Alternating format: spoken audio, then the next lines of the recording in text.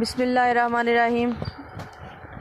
یہ واقعہ بنو امیہ کا بادشاہ عبدالملک کا ہے کہ جو بنو امیہ کا بادشاہ عبدالملک بن مروان جب ملک شام میں طاعون کی وبا پھیل گئی تو موت کے ڈر سے گھوڑے پر سوار ہو کر اپنے شہر سے بھاگ نکلا اور ساتھ میں اپنے خاص غلام اور کچھ فوج بھی لے لی، اور وہ طاعون کے ڈر سے اس قدر خائف اور ہراساں تھے کہ زمین پر پاؤں نہیں رکھتا تھا۔ عبدالملک جو تھا وہ زمین پر پاؤں نہیں رکھتا تھا بلکہ گھوڑے کی پشت پر سوتا تھا۔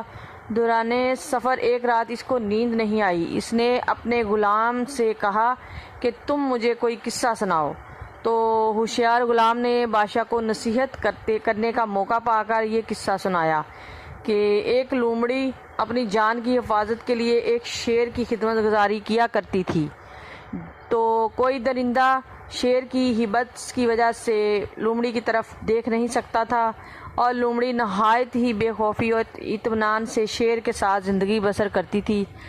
اچانک ایک دن ایک عقاب لومڑی پر جھپٹا تو لومڑی بھاگ کر شیر کے پاس چلی گئی اور شیر نے اس کو اپنی پیٹھ پر بٹھا لیا۔ عقاب دوبارہ جھپٹا اور لومڑی کو شیر کی پیٹھ پر سے اپنے چنگل میں دبا اڑ گیا۔ لومڑی چلا کر شیر سے فریاد کرنے لگی تو شیر نے کہا، اے لومڑی، میں زمین پر رہنے والے درندوں سے تیری حفاظت کر سکتا ہوں، لیکن آسمان کی طرف سے حملہ کرنے والوں سے میں تجھے نہیں بچا سکتا۔